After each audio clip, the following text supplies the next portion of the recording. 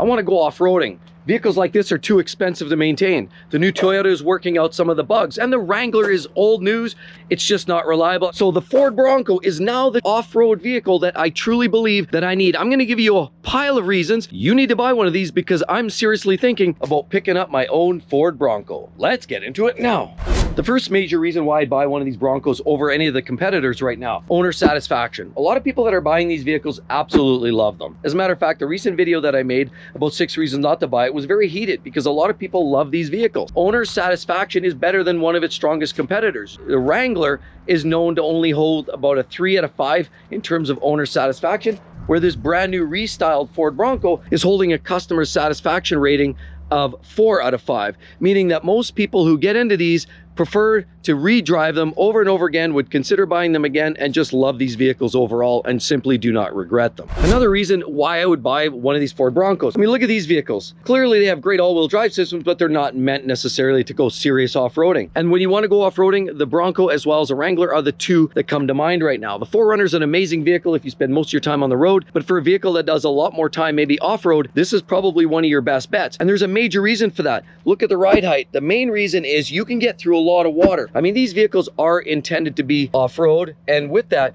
you're often going to find a lot of places where you're rolling into water and you're going to have to tread through that. The average Wrangler has about 32 to 34 inches of water capability. The Ford Bronco, like we're looking right here, largely because of its elevated ride height, gives you the ability to go in even deeper water. In most equipped Broncos like this size, not the Sport, of course, the Sport is basically an SUV, but that's only possible in a full-size Bronco like this, because in fact, the Bronco Sport is one of those vehicles really just made on a Ford Escape platform, really isn't meant to do much off-roading, whereas the full-size Bronco it's built on a truck platform. This vehicle has an extremely high ride height, and 37 inches of water on the average equipped vehicle is what you're able to tread through. So more water, deeper water, and less likely to have those major issues should you put your vehicle into one of those lakes or cross a small little riverbed. Another benefit of the Ford Bronco, when you look down here, it's very, very high. You can see it definitely has a lot of ride height, and the ground clearance, of course, in addition to what we're talking about avoiding the water, the ground clearance under this thing is quite substantial. Jeep Wranglers, especially Rubicon, we know they have locking differentials, they have all kinds of tech, they're raised up, and nobody's going to deny that a Jeep is not capable. But the beauty is this absolutely has even higher. You're about almost a ½ inch higher in ride height, and that extra additional height can yield benefits over rocks or logs where you could in fact tear body parts out from underneath. The last thing you want to do is tear off any of that expensive hardware underneath, and so the higher you can get your vehicle off the ground, the less likely you're going to have an issue.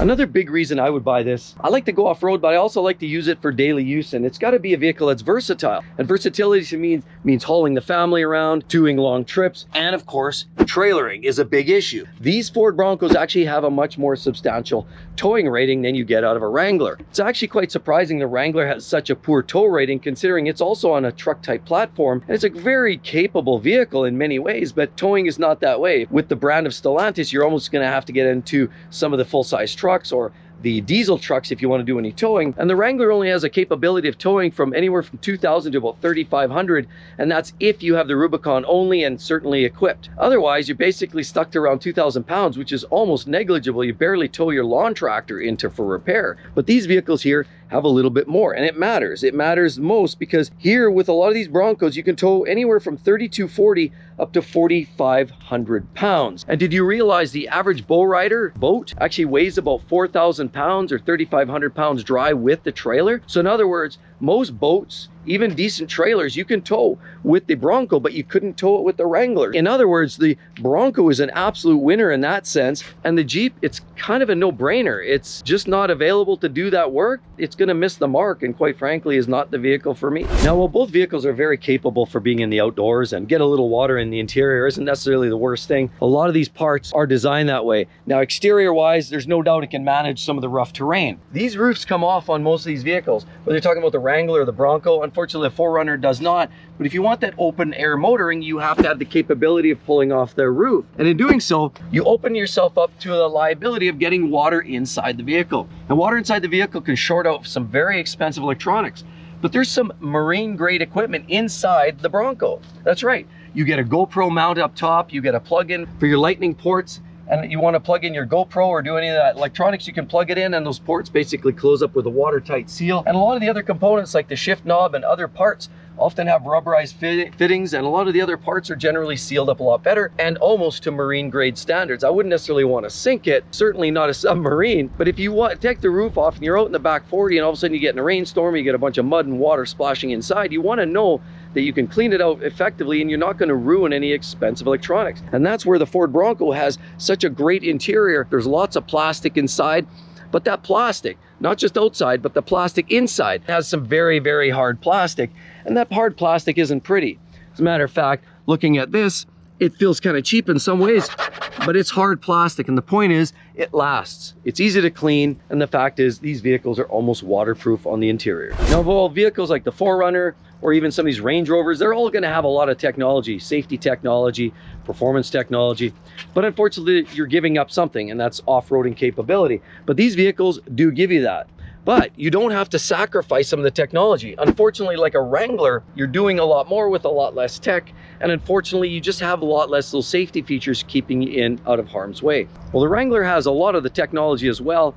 It's not quite up to the same snuff as we're talking about the Bronco. The Bronco's got the rear cross traffic warning, blind spot warning, lane departure systems, lane keeping assist, pedestrian detection, hill descent, as well as the start assist and automatic emergency braking. Buried under the skin of these great Broncos. You'd never know this thing was almost as capable as a modern day Mercedes in terms of technology, but it really is. And a lot of that technology, while it's pretty much useless off-road, you've got to think about the fact that how do you get to the off-road? How do you get to the woods to go off-roading? You're still driving on the highway, on the main streets. And so all of those safety features are very important once you're just getting to where you got to go. Not everybody spends all their waking days in the bush. Many people just use these as well for commuters from time to time or to head to work from once in a while. So it's nice to have that modern technology that's going to keep you safe. So go ahead and drop in the comment section below if you prefer having some of this technology or not. I'd like to understand where customers' minds are at. A lot of people absolutely want the simplest vehicle possible. I understand there's less to go wrong, but clearly these manufacturers are loading these vehicles up with more and more tech. Some of it works for us and certainly some of it doesn't. It gets expensive. Please do drop a line in there. These are removable tops. On this Bronco, of course, you can get either the hard top like this one here. It's a hard shell, or you can get a soft top, as well as the Wranglers. The Wranglers have been doing that for years. But one thing that's for sure, a lot of the Jeeps have been known for wind noise whistling down the road, and a lot of it comes down to the hard tops that aren't necessarily sealed properly. The Ford Bronco is sealed better. I mean, just look at the seals alone. The seals are a lot more consistent. Even here, you've got better seals, but even that, see, it kind of comes out. Got to make sure that you push it in right. But the seals here are a lot more involved. They're a lot more detailed. They cover the lines. You allow airflow to go over better. And as a result, you have a lot less wind noise. And if there's one thing that drives people nuts on convertibles, on tops that come off, is wind noise. These vehicles actually have a lot less wind noise than most Wranglers. That is a definite win for me. Another major reason I would buy the Bronco, I love the styling. I love the styling as you go back many generations ago. A lot of times they make these retro cars and they're a mess, they're a disaster. But these are absolutely cool. The retro style, they nailed it in my opinion. There's a reason why Ford had a hard time keeping these in inventory, and there's a strong reason why a lot of these vehicles sold out and there were shortages and people couldn't get their hands on them for quite some time. They were very popular, but a lot of that became because of the look, the style. It's a fresh design. I mean, the Wrangler's been around a long time. You know, I had a TJ Wrangler back in the day, you know, manual gearbox, 4-liter inline 6. It was a great vehicle. It was very simplistic, basic, but that was also a long time ago. We're almost talking, what, 20 years ago, 30? I can't even count that high. The point is, Jeep's been doing it for a long time, and it's popular, and some of that is good, but some of it's getting a little bit old hat.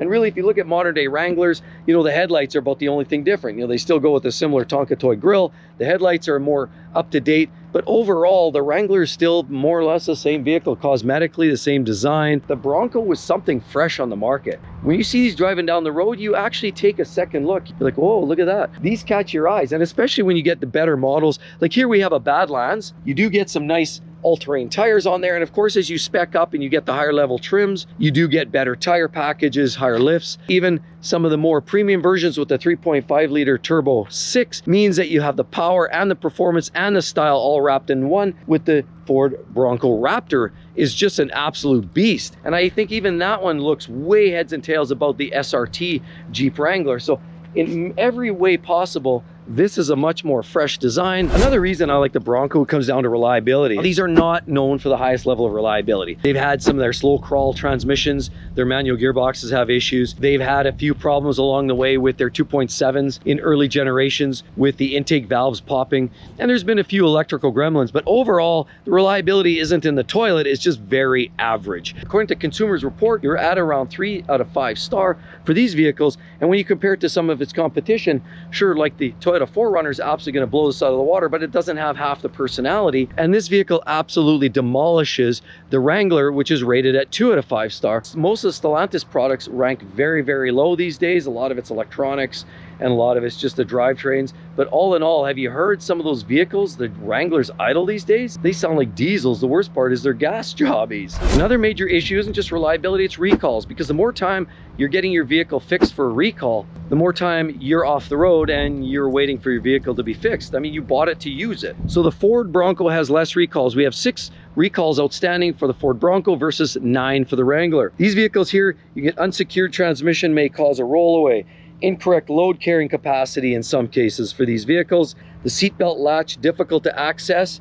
and some of these as well, improperly tightened wheel lug nuts, and these were a problem out of the factory, but that's a pretty easy resolution. Steering wheel may lock up while driving, that's a big issue, but Ford has had a few problems along the way like that. And loose bolts in the transmission could cause a rollaway, which is more or less the same issue about that transmission rollaway, all part and parcel. So 5 or 6 recalls is kind of significant, but it's even worse, if you can believe it, for Stellantis. When you're talking about inoperative defrosting defogging system, or the high voltage battery may fail on the hybrids, or disabled reverse lights and camera systems on those vehicles, obstructed center high mounted brake light, here you have that, but that's an issue on the Jeeps. Unsecured fuse inside high voltage battery, high pressure fuel pump on the Wranglers have been a known issue as well, and there's a recall. The clutch pressure plate may overheat. And we know a lot of the manual gearboxes, usually manuals are more robust, but in the Wrangler, for some reason, they just can't get that quite right. Communication from the brain to all the sensors, outstanding recall for that. An unsecured fuse inside the high voltage battery also poses a risk. And so the Wrangler's got a lot of technology issues related to the hybrid, the batteries, as well as just a general plethora of problems. Now, the Ford is certainly not off the hook, but there's just less problems to show around. Now, none of these off-road vehicles are the most safe in terms of driving down the road. I mean, they all sit pretty high. They're on suspension systems that are fairly flexible, and that in itself will allow a lot of articulation, and that allows the vehicle to sway and bobble and weave. And unfortunately, that as a result will cause this vehicle in a very unstable situation if you're trying to make an emergency move. But according to IIHS, these are actually marginally safer than you're finding with the Wrangler. Not to say that the Wrangler is unsafe, that's not saying that at all. This rate's slightly higher for safety reasons. And ultimately, any off-road vehicle, there's warnings all the time. Open the owner's manual. They are intended for off-road use, and driving on the highway does pose additional risk for any vehicle. It's not just off-road vehicles, any vehicle. You jerk the steering wheel really aggressively at speed just to avoid something, there's a probability and a possibility of you losing control of that vehicle. Another win for these vehicles in the Bronco is the tire size. Now, do you realize the Jeep Wrangler Rubicon came standard with a 33-inch, with a 35-inch tire as an upgrade option? Then, of course, there became some standardization there, but ultimately it's a smaller wheel package. The Bronco right here, you can get a standard 35-inch tire on many models, which means it's already out of the hole better and more capable of handling those big humps and bumps and crawling over logs and rocks. And also, if you think about the Raptor comes with 37-inch wheels, meaning that the tires are absolutely ginormous. And these tires are sure to carry you through the woods and the sticks and the stumps. But there's also some ergonomic advantages in the Bronco. Number one, of course, you have mirrors that actually stay on when you remove the doors. Now, these doors on many of these vehicles like the Wranglers and the Ford Broncos, you can remove the doors. This side mirror is actually attached to the front bulkhead. So when you remove the doors, you're actually leaving the mirror in place. It still gives you that visibility to look out the back, and that's a great safety feature. Unfortunately, the Wrangler takes the doors and the mirrors together in one piece. Also, the seats are another big win.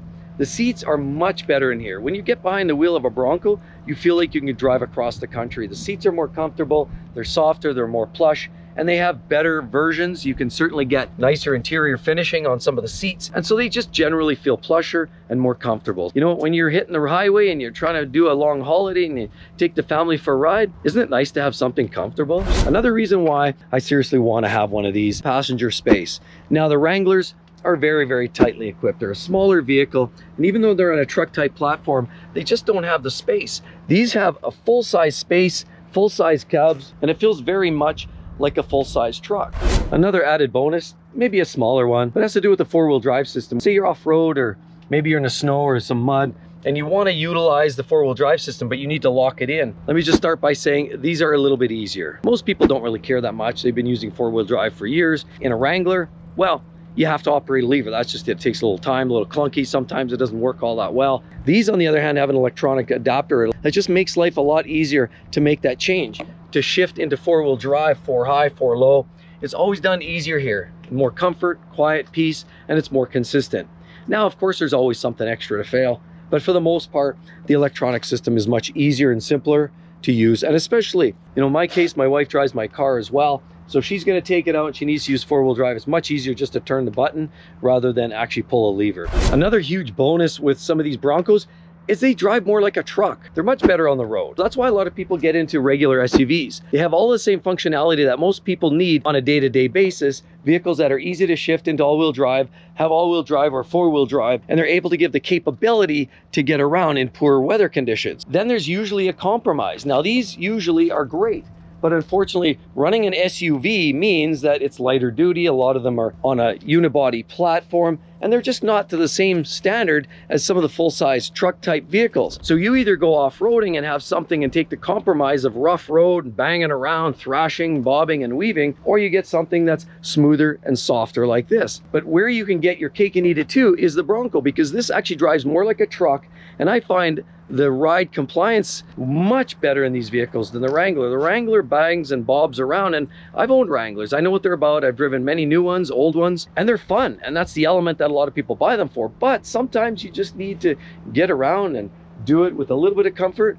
That's where the Bronco definitely has you covered. Now also, the on-road prowess. The general functionality as an on-road vehicle is very important for every vehicle. Now, off-roading is obviously one of the key priorities for an off-road vehicle like a Wrangler, or of course like the Bronco, maybe even a 4Runner in some cases. Consumers Reports actually puts together a rating of their prowess on the road, the street functionality. And they rate these are just over 50 out of 100, which isn't amazing. It's definitely acceptable. There's a bit of a compromise, but it drives like a truck and it's very capable off-road. So you're gonna give back a little bit of that comfort and prowess on the street. But unfortunately, the Wrangler did much worse, sitting around 24 out of 100. That's to be expected. It's a dedicated off-road machine that people just happen to drive around on the street. I mean, even the center screen in these vehicles is a little bit better on the Bronco. I mean, on the Wrangler, they recently updated that screen, and for a while it was quite small, like a 7-inch screen, whereas the Fords had the 12-inch screen. It's much nicer centered position. It has better graphics, better functionality, and Ford definitely had it going on with the Bronco when they introduced the new center screen and the infotainment screens. So that was much, much better. Now, of course, Wrangler is stepping up their game and trying to match it, but at the end of the day, the Ford Bronco has a great system. The infotainment screen is nice, and even all the graphics, things are just lovely to use. Easy, functions well, very responsive on the touchscreen, and really no complaints, no big lags, no big delays, they just work. Now, suspension systems are a big part of these vehicles. If you're going off-roading, you want to know if you have the articulation, in other words, the deflection and the suspension to absorb the bumps and rocks and climb the hills. Now, these vehicles do two different things. Of course, the Wrangler, Rubicon, especially when you have locking differentials, it's likely going to be a little better when you're doing those slow speed verticals, you're doing rock crawling.